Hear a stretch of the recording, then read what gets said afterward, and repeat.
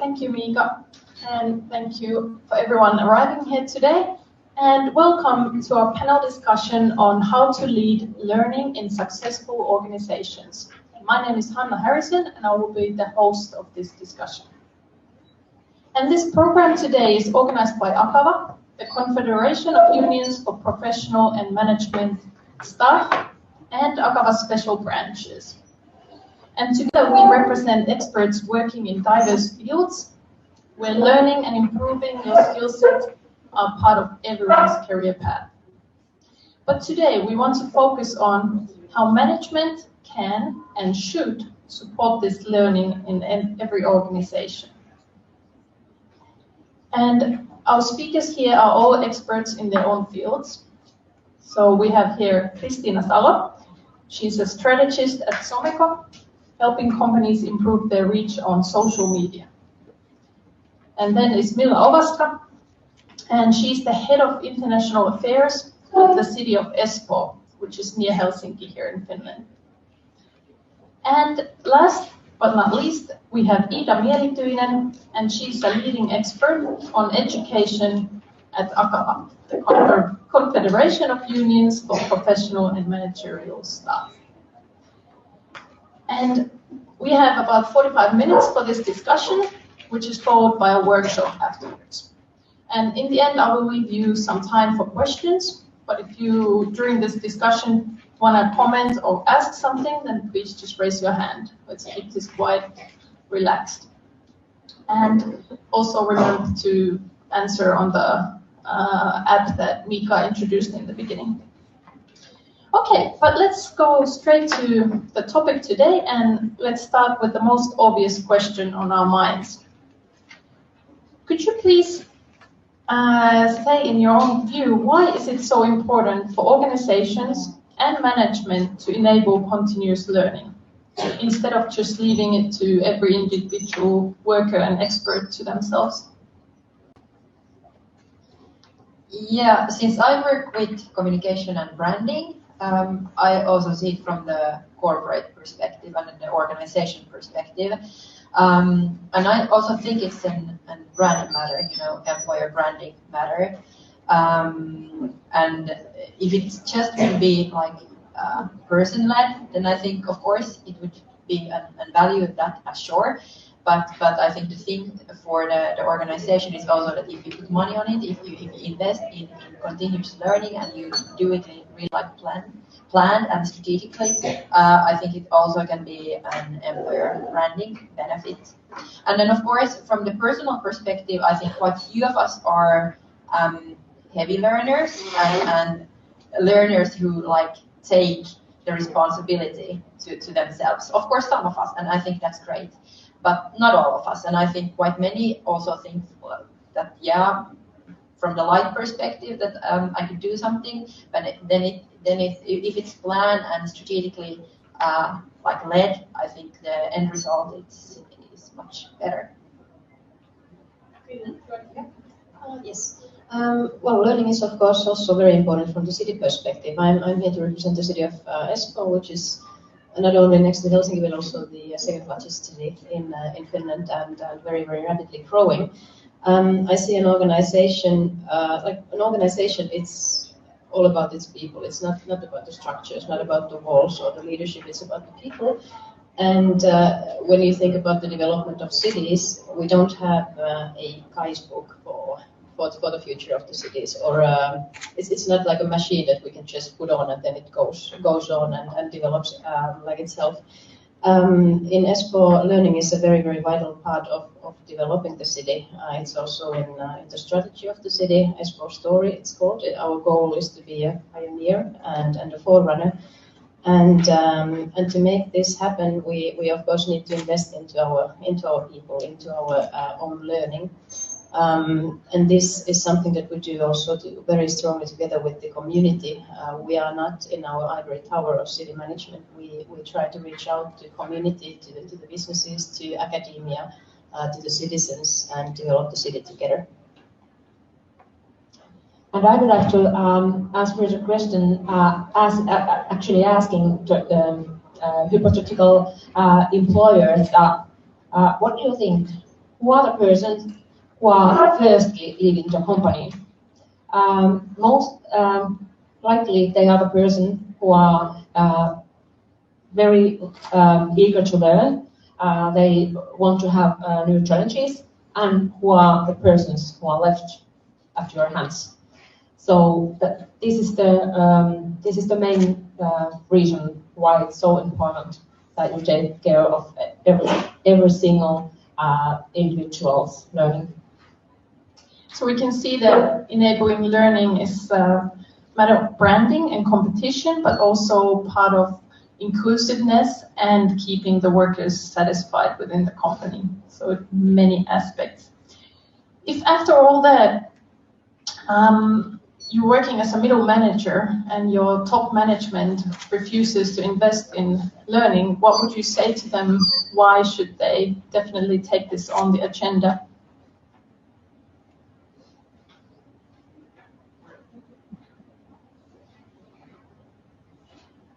Well, I can maybe continue a bit from what I said. It is essential to understand how to go forward in and an organization can't really go forward if it's just looking inward, if it's not looking for any new ideas from the outside.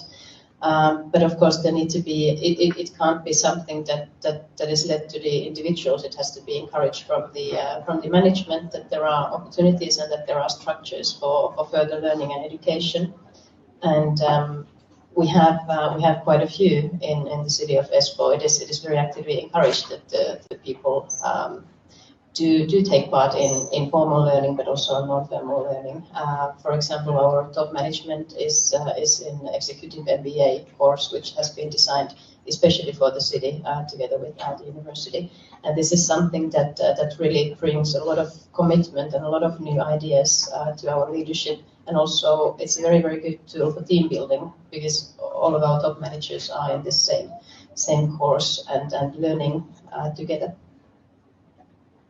I think that this is one of the most important questions concerning the whole continuing learning, because now I think that we have a very strict distinction between formal education and formal learning and then informal learning. And even we don't get further in that thinking, we don't really solve the problem because it's too expensive, first of all, to get people out of the work and put them to the course. But not only the expenses, but also the question how to really get everything out of the knowledge that people are gaining. It's and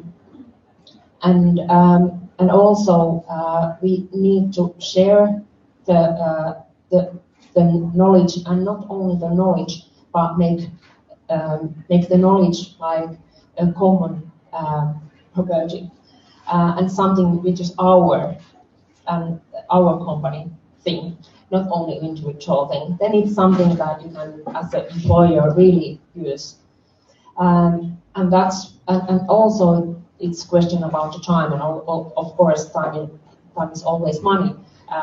But if you think about that, you have 5 minutes or 10 minutes every single day that you use somehow, like as awareness, learning. You have so much more than 1 day or 2 days some elsewhere. So I think that it's the continuous learning. It's not possible to solve successfully to put just money to formal education. It's always need to be part of the company culture and the whole like it's more than company culture. It's really deep part of the culture. How people are able to think about renewed day thinking. It's more than learning. It's more than studying. It's more than knowledge. It's about identity. It's about values. And it's very difficult to understand a company who is not interested in values and identity of experts. And I totally underwrite the thing that continuous learning is part of like the company culture and an ongoing process. But I really also think that many managers and middle managers also think about the expenses and see it as a cost. And I believe in metrics, and I believe quite many managers believe in metrics, and as many things, communication, I think also education is hard to measure, like the benefit of it, like direct benefit of it. But I think there are some still things you could do. I often speak in my work about, it's called strategic learning metrics.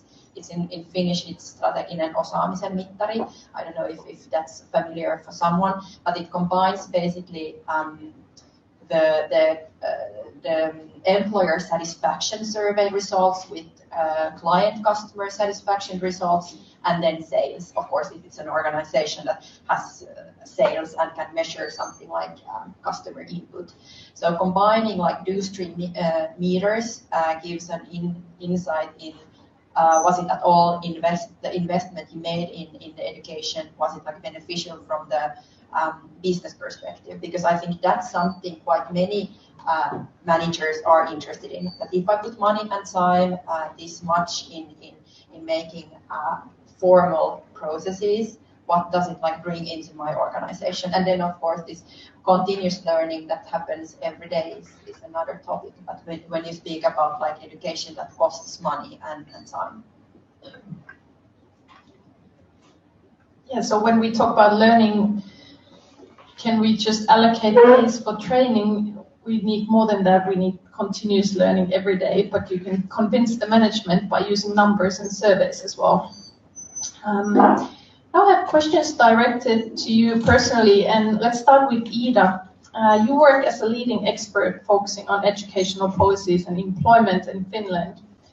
Could you share your thoughts on what's the current situation in Finland regarding learning, leading and supporting learning in Finnish companies and the public sector?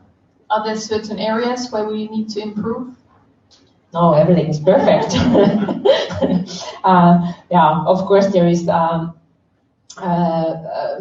Of course, we have some statistics. What is the situation? How many average days people are having education and training and so on? But I'm not going deeply those statistics.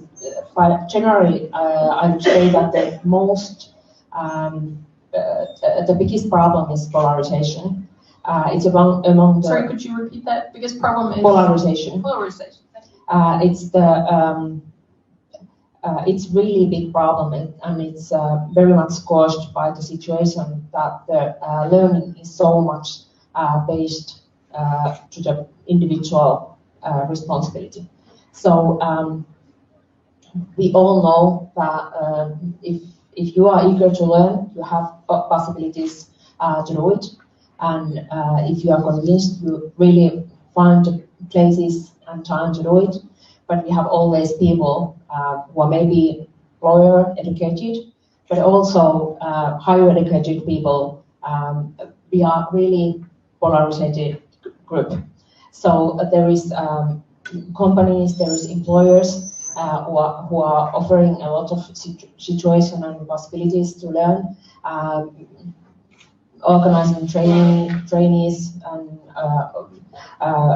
offering to official educating, and then others. But finally, if people get unemployment, we are all responsibility. We all are paying the cost. So that's the problem.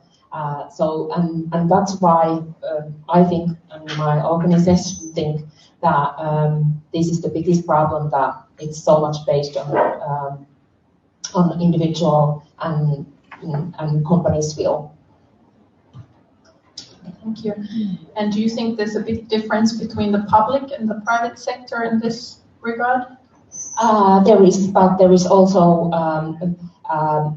the sectors among the public sectors, for example, because there is some regulation, for example, healthcare system that you need to train your workers, and there is not that same kind of regulating than private. No, this is not a question about the private or public sector, but about some professionals. So more about the fields where you are working and the professional needs and regulations. Okay, that's interesting. And Mila, you work as the head of international affairs in Espoo, which is a very international city and has a very strong global outreach. And you also have a large percentage of migrants as residents, which is quite rare in Finland, like in the Finnish scale. And Espoo also has made English the official service language, and it was the first city in Finland to do so. What kind of challenges does this mean for the organization and leading learning? And you already mentioned some policies that you have in place, but could you maybe expand on those needs? Yes, Espoo is indeed a very diverse city, and we are also growing very fast. And at the moment, we have 60% of the population comes from abroad, and the estimation is that by 2030, even 30% of our population does not speak Finnish or Swedish as their mother tongue. And in 2017, our city council made the decision to introduce English as one of the languages of service in Espoo in order to make it easy for the newcomers to settle in Espoo and to make sure that they find the services that they are entitled to. Espoo is home to many internationally recruiting organizations like Aalto University and VTT and Nokia, and they are all competing of the best talent globally. So it means that also the cities have to develop their services in order to be able to respond to this competition and to be an attractive place for relocation. So what we are doing in the city, it's a 14,000 person organization. So this is something that doesn't happen overnight. But all the departments of the city are now working on this and developing our practices and service channels. We use a lot of service design in this. It's not only about the language; it's all about this sort of mentality of service that we provide. Espoo also has a strategic goal that the personnel of the city should represent or reflect the population of Espoo. That we should have the same percentage of people with immigrant background working for Espoo as we have as residents, and this is a very fine goal that I 300% support. But in order for this to happen, we need a lot of support from the HR and from a working community. And also, of course, language training. We have language training both for Finnish and English. And from my perspective as a head of international affairs, I'm a very strong advocate of international networks and their importance for the city. We can't just look for Finland, for examples, on where we are going as a city. We need to look elsewhere, and it's not only myself who's looking for those networks. It's the whole city and all of my colleagues, and that is something where a lot of learning takes place. So you have individuals learning, but then the whole organization has to change and adapt as the residents in the city change. It's a very interesting example. And let's move on to Christina next. You work with customers to improve their social media communications and outreach. And we all know that's a field where nothing stays the same and you constantly have to change. But you are also quite a learner yourself. You have 2 degrees, master's in engineering, then a master's in business. And now you are studying to become a qualified teacher. I would like to ask what drives you to learn so much and study, and how do you benefit from those degrees in your own work, and have you got some support from your organization to do all this learning yourself? Well, I also think that it's a personality question that I love to learn new things, but then in my work I'm in charge of all our outer education, like the education we provide to external organizations. So I think also that you live as you preach. Even if, of course, my degrees, they are formal, all of ones. But I think the trend nowadays is that you just don't buy one course we still have customers where we provide like one, of course, you can like participate in I don't know, in Facebook advertising course or communicating through LinkedIn or something really specific. But I think the trend nowadays is that you build like bigger concepts, so that you have like a bigger program also in our business, not just speaking about formal degrees, where we like build a program for our clients where there is like a beginning and then they do some homework, you have some checkpoints, and it's like an ongoing process. So I think I benefit from my background also when I have like a broader understanding of quite many fields, and then this like my newest degree. I'm a qualified teacher, so I think from there I have got quite many like good examples of also of how you approach different like people in the education perspective, because I don't know how many courses I have held for quite many organizations, and all of us are individuals. We must understand that everyone doesn't like learning the same way. So absolutely, I must say that I benefit from all of my degrees. Yeah. And the second part of the question was about how my organization supports it, and at least my opinion is that that's like really well. The really good part is that at least at LM Someco, you don't have to.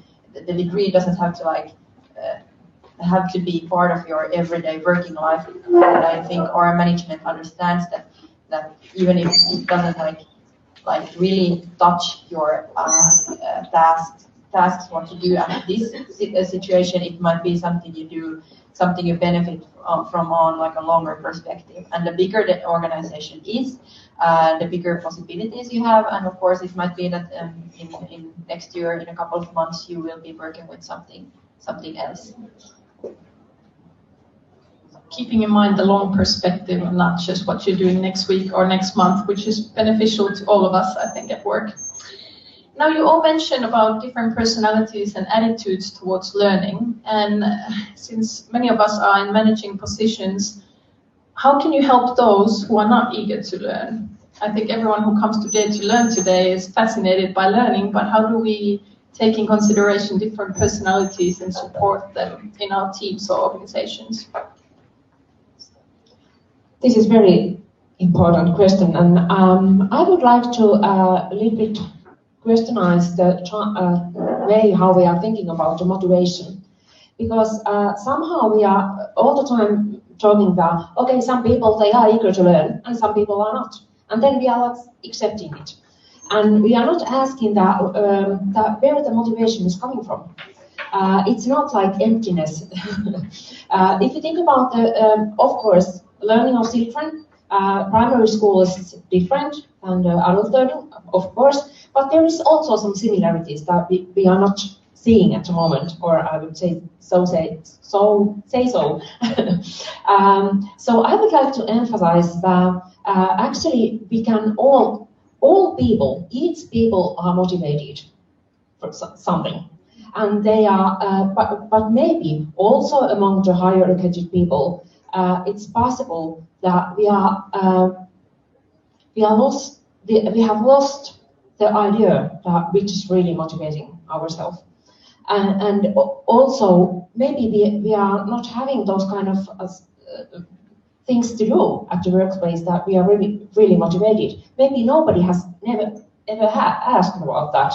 So we can share. We can really create the structure and places that we can give the possibilities to feel the motivation, and it's and I would also say that we should make the like automatic structure, so that we are not that much asking that, because anyhow, the employer, they are making people to do quite much things, and they are not asking that are you eager or not. But somehow, when it comes to the question about the learning, then we are asking, like asking that are you motivated or not. So just give the possibilities, just say that this is something that you need to do, and that's it. Yeah, and I somehow agree with that one, that I think each of us are motivated in something. And I at least think that the best way should be to somehow give the power to the employees. Of course, the learning must be led somehow. I'm not saying that you can like study whatever you want, but somehow that if you get to decide what you want to do, that gives the motivation to you. That, for example, in our organization, we have a yearly budget for education, and we can fairly free decide how we use the money. I'm allowed to choose the courses, choose the whatever, how I see that I would benefit of making the best out of the money I get. And of course I have to represent my plan to my manager so that she or he then says that this is good, but at least that I got the power. And I think that's a motivation factor when it's not like out given, like this is like our business perspective is now this and you have to learn this one, because I think that somehow can kill the motivation. Yes, I do agree very much. I guess one of the best methods, or at least what is very widely used in our organization, are these personal development dialogues, where you can sort of find a common direction for your personal development and how it reflects with the goals of the organization. And we also have budget that is available for education of your own choosing, and we have a broad range of different kinds of educations that the personnel can choose from. And what is, in my opinion, the most important thing is that the management actively encourages you to take part into these learning opportunities, but also acknowledges the fact that they can also be tailor-made to the individual needs of employees. So we need to communicate better with the employees and then find the common ground that fits both the employees' own needs and the company's needs. That's good. And then I would like to move on to some practical best practices from you.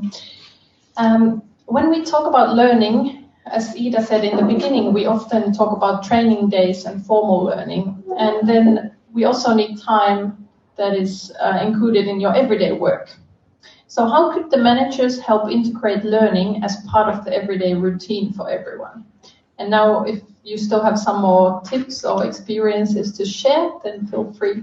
And after this, we will have time for the questions from the audience. Yeah, well, I think it's also the manager's task to provide places where the continuous learning and discussions happen, so that you have to have, it can be whether a coffee room or an organized, I don't know, breakfast meeting, or even in, for example, in Someko's part, we have a Slack, which is our internal communication channel, and there the tradition is that we just like share everything. You can like write there if you have a case. And the requirement is that even if you do a good case, you share the case there, or if you have attended a seminar or a training, or you have used your yearly budget, then you provide the same kind of information, like the best practices from that course via Slack for the others. And it might be that everyone is not interested, but at least it's there. And of course, it's even better if you can organize some physical meetings, so that not with a specific agenda, not like so that you have to like prepare for that, but more that you meet the people, and then there is maybe some questions what like leads it, and then you have some coffee around it. So I think that's also like really good tip to just like unofficially spread the information and yeah. Yes, I agree. It's the unofficial sharing is maybe the best way to learn. Of course, there has to be the option for formal training days, and they have to be encouraged as well. But what an organization can and should do is to create those structures where people come together and talk about their things. It doesn't have to be that official or that guided. Those are usually the most beneficial learning experiences, that you understand what is happening at the other side of the organization. If there are those structures where you can meet with your colleagues and talk about the sort of common direction of the organization. My maybe best practice for any kind of learning is to stop and reflect a bit. When you go to any kind of a learning experience, it is most important that you just don't write everything down and then okay, now I will do this. It is very important to stop and reflect and think what you have just went through and how does it affect or change your work practices. And maybe my final tip is to talk to people. Talk to random people. That is my very personal favorite tip for learning new things. I would like to actually answer a little bit at the general level. And if you put a slide, because I collected some tips for the people. Unfortunately, this is now in Finnish, but I say some of this in English also, not all of them. So how do you recognize the working place which is really valuing the learning? And like you see, that the last point is just that there is like the formal education or formal training. So most of the things are something which is the more doing with the culture and way to like face the changes in the working place. And this is maybe my main message, because I think that facing the changes is something that we are very much talking about, but we are not so much talking about what does it really mean at the personal level. That we are eager to learn, those of us. Still, it's very difficult. And if we are not able to talk about the changes and talk about the what does it mean, what we are expecting to do more or less or differently, we are not able to change. So that's why I'm a little bit concerned about the situation many times in company that there is the learning is so isolated area, and there is own department doing this stuff, and then there is the hardcore business, and they are just saying that okay, take care, they need to learn this, and this is your business. But it's more about how do we systematically everything all together. We have time to discuss about those changes. We are really aware of those. What are those demands towards us? So that's my just talk about, ask, listen. Very good. Reflect and discuss. So 2 more questions from the audience, please. And we have mics going around. So if you just raise your hand, then we can bring you the mic.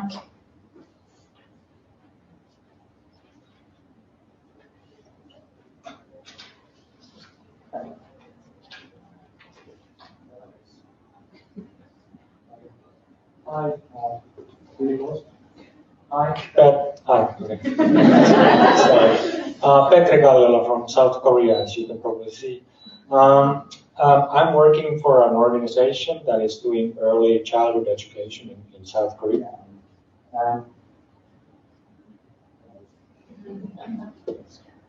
Okay, it's back on. So you talked about how to motivate employees to, for continuous learning and whatnot. And you kind of said that, you have to give them like sort of freedom to learn what they are interested in. But what if, like in our organization's case, you have something that our employees have to do, some sort of courses or some specific kind of training?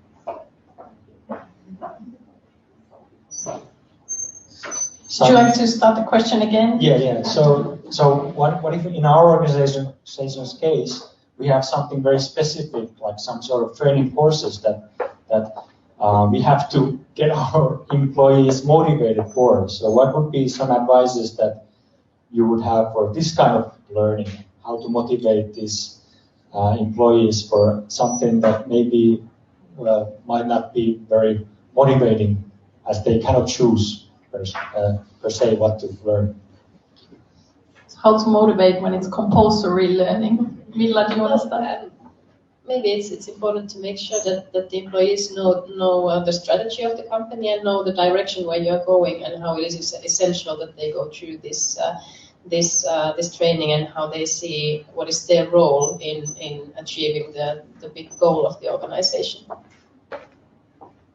Yeah, this is a very good question. I think that if you are interested, what they would like to learn, then maybe they are also loyalty and they are interested what is like perspective or your side. And just make sure that they have understood why it's so important. So I think that usually people are they understand, and if you give something, they are also able to give something. And I think quite many organizations forget to explain the goals of it, but also like what's in it for the employer, because quite many things have two sides. That the organization benefits of it, but of course the person also will get something out of it. And I have had many courses where the person has been really like negative and didn't want to participate, but in the end when we go like from his or her perspective through the case, and he understands that, okay, I get more of understanding in this, or it can be a salary thing or whatever, that's like on longer term just for the person. So then suddenly it can be much more motivating to participate, but just like to understand the both sides of it, like why you participate. Thank you, great question. And do we have another question? We have time for one more comment or question. Thanks. My name is Sara Kuusiko and I come from Suomen ympäristöopisto, Sykli. And we have a bit different kind of situation because we are an organization full of those experts who know stuff and who teach people. But in our case, how could our experts maybe teach each other and develop further their own know-how? Like how to do this in an expert organization where their days are full of just teaching, and then they should probably teach each other or themselves to develop further. Maybe I can start, since we have a same kind of situation somehow, that we are also like trainers, but then we are experts in certain fields. And at least, of course, our organization is maybe a bit smaller than yours, but it's like compulsory, or compulsory is maybe the word, but we really encourage all of our employees to participate in all the internal trainings. And I don't mean like internal training so that we would just organize them for the internal persons, but when we have a training about subject X, then also the ones who haven't attended, like from the internal perspective, comes in and sits there and listens to me speaking to our clients, so that you make it like, so you like divide the information within the organization also like somehow in a structured way. And I understand that maybe not all of your experts can attend all the trainings of the other experts, but at least so that the mindset would be so that you can attend whatever internal training or external training that is like organized, like if you want. And maybe you could invent some kind of common project that they really need to share their knowledge each other within each other. That it's nothing like that you need to use like imagination, but really, which is really needed. I think that they could maybe make it up like themselves even. And maybe one more example. Maybe if you can think about the practices that you already have in your organizations. What kind of reporting do you, for example, do? One example from actually Espoo's environmental center, so it's a very similar kind of field than yours. They have changed their reporting, which used to be like a long list of figures that was sent to the city council. They have changed it into a direction of presentations that all the experts are responsible for making. So they also use it as an internal coaching tool, so that everyone gets the presentation skills and also gets to educate the other experts of the team. Thanks for great tips. Thank you for a great question. Thank you. And unfortunately, this is all the time we have for discussion today. And I think the thing that sticks with me most is that we need to communicate better between the employer and the employees, and also share our expertise. So create those practices that will enable the organization to learn as a whole and use all the information that we have as experts.